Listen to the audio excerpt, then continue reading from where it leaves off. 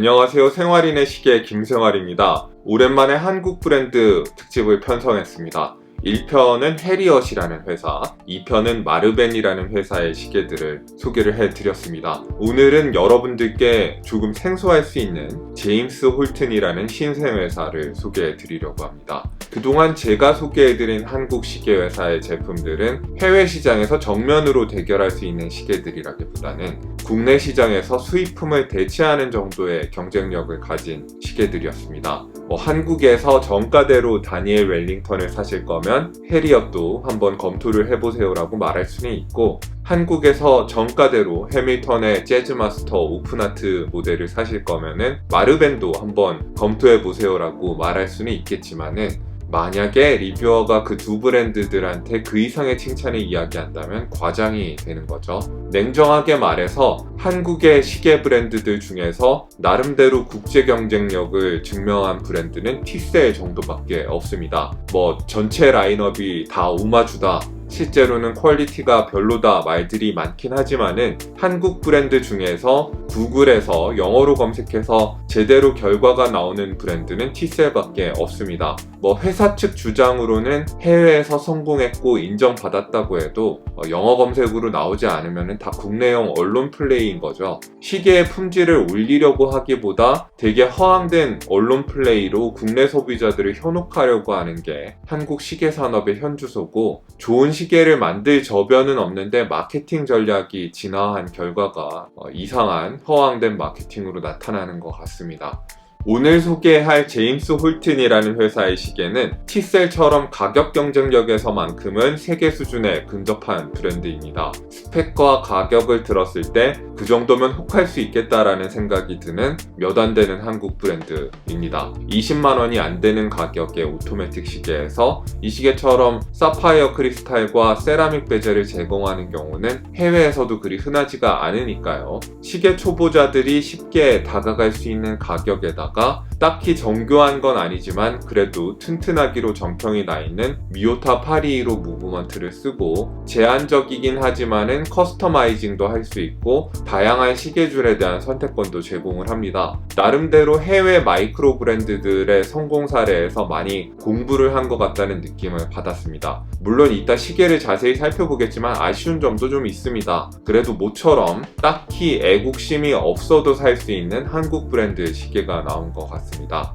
제임스 홀튼의 공동 창업자 중 한 분이신 김범모 대표님이랑 이메일로 좀 이야기를 나눠봤습니다. 공교롭게도 첫 번째로 경험한 오토매틱 시계가 저희 채널이 초창기에 리뷰한 적이 있었던 세이코 5 시리즈의 SNK 807 모델이라고 해요. 10만원 이하에 구할 수 있는 제일 괜찮은 오토매틱 시계 중에 하나라고 저는 지금도 생각하고 있는데, 그러다가 시계에 대한 관심이 커지면서 이베이에서 부품을 사들여서 서브마리너 오마주 시계를 직접 조립해 보시기도 하면서 기성 브랜드들의 가격 정책에 의문을 가지기 시작했다고 합니다. 그리고 다른 마이크로 브랜드들의 성공 스토리들을 보면서 우리도 가성비와 매력적인 디자인을 가진 브랜드를 내놓을 수 있다면 승산이 있다는 생각으로 뜻을 같이 하는 분들과 함께 제임스 홀튼을 만들게 됐다고 해요. 제임스 홀튼이 이제까지 내놓은 모델은 2개인데요. 공교롭게도 둘 다 다이버 스타일의 시계입니다. 첫 번째 모델인 JHD001은 고객들한테 다이얼과 베젤의 색상 조합이라든지 시분 초침의 모양이라든지 하는 걸 직접 고를 수 있도록 한 소비자한테 선택권을 많이 주는 모델이고요. 소비자가 부품을 고르면 대신 조립해주는 DIY 시계와 기성 시계의 중간쯤에 있는 과도기적인 모델입니다. 엠블이라는 후속 모델은 이제 제임스 홀튼의 본격적인 디자인이 적용된 모델이라고 할 수 있습니다.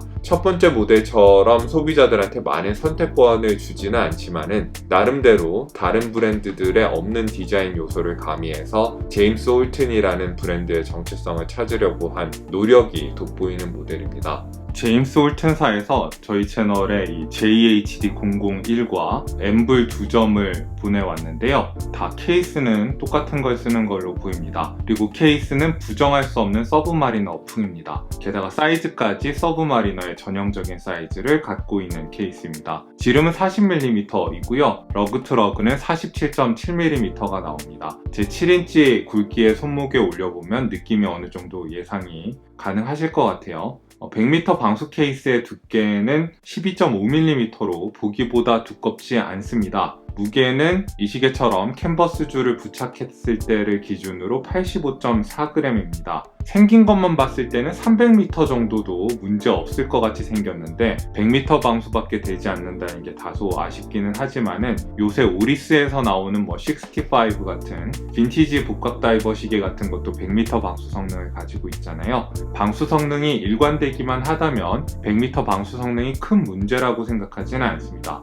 러그의 너비는 20mm이고요. 이 JHD001의 경우는 메탈 줄을 기본으로 하나 주고 그리고 나토 줄을 하나 선택할 수 있게 해주고요. 엠블 같은 경우에는 캔버스 줄을 주고 메탈 줄을 원하면은 15,000원을 추가해서 선택 구매를 할 수 있도록 되어 있습니다. 316의 스테인리스 스틸 케이스의 정면은 고운 브러쉬 피니시가 되어 있고 크라운 가드 부분과 측면 부분은 폴리시가 되어 있습니다. 눈으로 본 케이스의 퀄리티는 기대보다 많이 좋은 편입니다. 육안으로 봤을 때 피니시도 준수하고 만져보면은 거칠게 마감된 부분이 한 군데도 없습니다.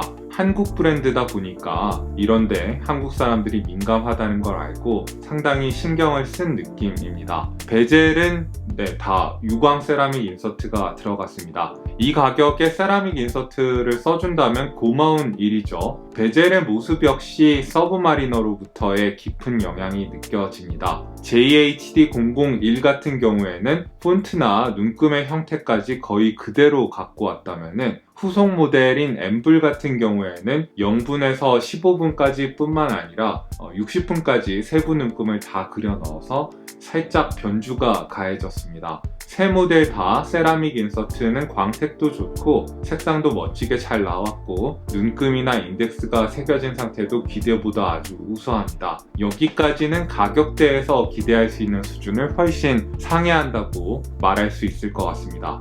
120 클릭의 단방향 회전식 베젤인데 클립감이 딱히 고급스럽지는 않습니다. 부드럽게 잘 돌아가긴 하고요. 개별 시계마다 편차가 있긴 하지만은 유격이나 백플레이가 살짝 있는 것 같습니다.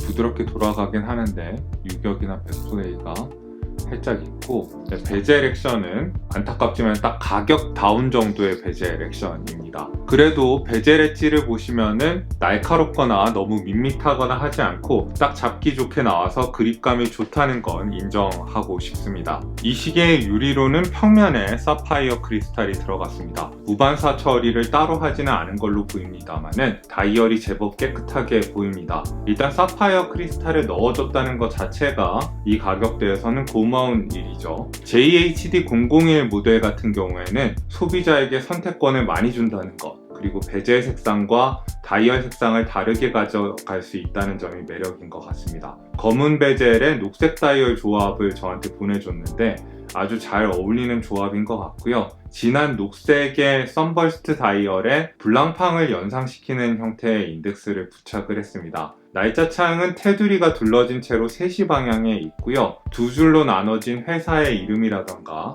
별 의미 없는 문구의 프린트 같은 거는 좀 아마추어 같은 느낌도 다소 있긴 합니다. JHD001은 10분 초침의 모양도 3가지 선택 보기 중에 고를 수 있는데 여기 들어간 건 타입 B로 보입니다. 10분 초침이 마감이 딱히 나쁘다거나 그런 건 아닌데 다이얼의 크기에 비해서 다소 작다는 인상이 들긴 하네요. 다이얼과 10분 초침의 퀄리티 자체는 나쁘지 않은데 커스텀 시계의 한계가 다소 느껴지는 것 같습니다. 각 구성 요소가 시계의 분위기에 딱딱 맞게 떨어진다기보다는 이베이에서 개인이 여러 부품을 사다가 조립한 시계 같다는 느낌이 다소 있습니다. 그리고 서브마리너를 그대로 가져온 디자인 아니냐는 논란을 의식해서인지 벗어나려고 너무 인위적인 노력을 한 것 같아요. 저는 커스텀 옵션 중에서 서브마리너랑 똑같은 옵션도 하나쯤 넣어두는 게 나쁘지 않다고 생각합니다. 고객이 1:1 오마주를 원하면 오마주를 사갈 수 있게도 해야죠. 새로 나온 모델인 엠블은 확실히 내공이 어느 정도 쌓인 상태에서 자체 디자인이 가미된 다이얼이라는 생각이 듭니다. 인덱스를 무슨 블록처럼 디자인을 해놓고 두 겹의 샌드위치 다이얼로 제작을 했는데 확실히 독자적인 느낌을 풍기고 많이 세련되어졌습니다. 베젤의 60분 눈금과 다이얼의 챕터링이 정확하게 정렬이 되는 것도 좋고요. 다이얼의 프린트도 JHD001과 달리 쓸데없는 문구가 생략이 되고 회사명도 한 줄에 줄여서 기입해 넣었다는 게 보기가 좋습니다. 시문침의 형태와 비례도 좀 더 다이얼에 맞게 제작이 된 것 같아서 보기가 좋습니다.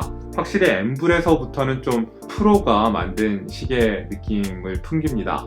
다만 저는 이 엠블 시계의 다이얼 표면의 광택을 어떻게 이해해야 하는지 잘 모르겠습니다. 흔하게 볼 수 있는 선버스트나 글로시 다이얼 같은 게 아니고 빛의 방향에 따라서 촘촘하게 모자이크처럼 그려져 있는 사각형들이 모습을 드러내는 다이얼인데 독특하기는 하지만 좀 고급스러운 인상을 주지는 않는 것 같아서 좀 아쉽다는 생각이 듭니다. 새 시계 모두 뒷면에는 스크루다운 케이스백을 박아두었고요. 디스플레이 창을 달아두어서 무브먼트를 볼 수 있게끔 만들었습니다. 오토매틱 시계 입문자들한테는 이런 배려가 참 좋죠. 뒷면으로 보이는 건 정말 아무런 장식이 되어 있지 않은 미오타의 821-5 무브먼트입니다. 개인적으로는 너무 못생겼기 때문에 오히려 개성이 있는 무브먼트라고 생각합니다. 821-5는 수동 감기를 지원하지만은 해킹 기능은 없습니다. 따라서 초단위까지 정밀하게 시간을 맞추는 건 가능하지 않습니다. 1시간에 21,600회, 1초에 6회 진동하는 표준적인 진동수의 무브먼트입니다. 그리고 파워 리저브는 41시간입니다. 1 최대 오차는 마이너스 20에서 플러스 40초 사이 정도인데 보통은 이 오차 범위보다 많이 정확한 편입니다. 821-5는 70년대부터 꾸준히 사용된 매우 튼튼하고 검증된 무브먼트고 정비 비용이나 유지 비용이 싸다는 장점이 있습니다. 다만 단점이 2개 정도 있는데 단방향 로터를 채택했기 때문에 로터가 헛돌 때 발생하는 소음과 진동이 있다는 것, 그리고 인다이렉트 세컨핸드 드라이브를 채택한 시계라서 시계를 세게 흔들거나 충격을 줬을 때 최대 2초까지 초침이 멈출 수 있다는 것 정도입니다. 초침이 멈춰도 시계의 정확도가 흔들리는 거 아니니까 그 점은 걱정하지 않으셔도 됩니다. 소음과 진동 같은 경우에는 처음에는 신경이 쓰일 수도 있는데 정을 붙이시면 이것도 이 무브먼트 나름대로의 매력입니다. 크라운 가드에 쌓여있는 7mm 지름의 융두에는 별다른 장식은 없지만은 크기가 적당해서 잡고 돌리기에 무리가 없습니다. 100m 방수지만은 용두나사를 잠그고 풀 수 있도록 되어 있습니다. 용두나사가 개인적으로는 이 시계에서 좀 실망스러운 부분인데 시계마다 제품마다 좀 차이가 있긴 하지만은 전반적으로 용두나사가 좀 뻑뻑하다는 느낌이 있습니다. 다만 용두 액션 자체는 시원시원합니다. 날짜를 돌리는 거라든지 시간을 조정하는 거라든지 이런 거는 시원시원하게 잘 됩니다.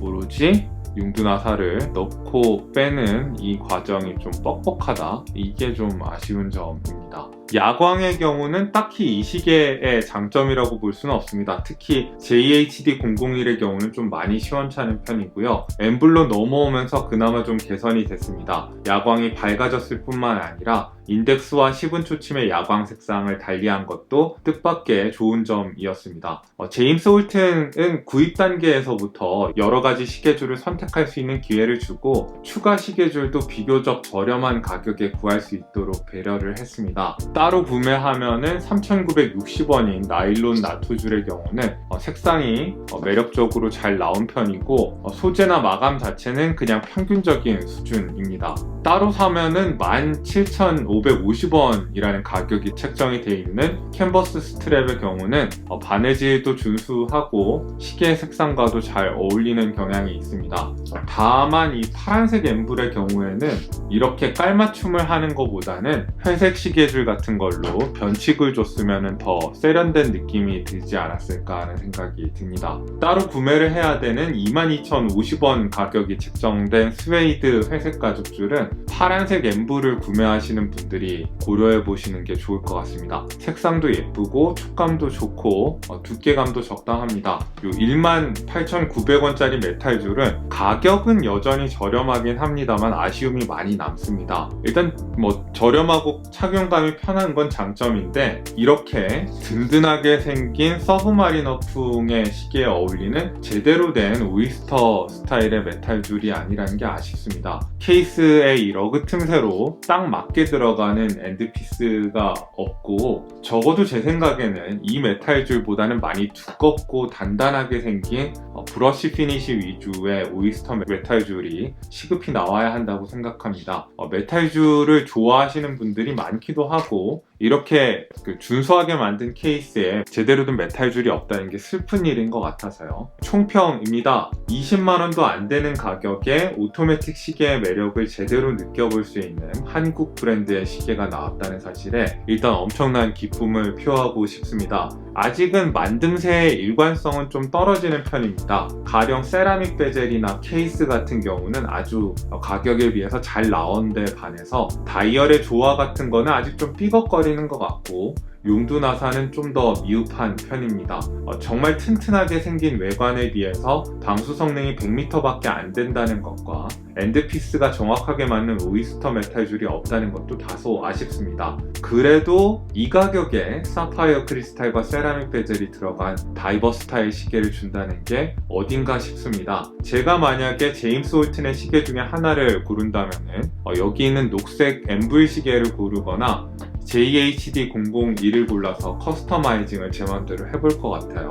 20만원대의 녹색 다이얼의 세라믹 베젤 시계는 흔하지 않으니까 저는 녹색을 우선 골라볼 것 같습니다. 제임스 홀튼의 시계를 처음 살펴봤는데 옳은 방향으로 가고 있는 회사인 것 같고 애국심 없이 살 수 있는 가격 대비 좋은 스펙을 가지고 있는 시계를 내놓는 회사니까 앞으로가 기대가 많이 됩니다.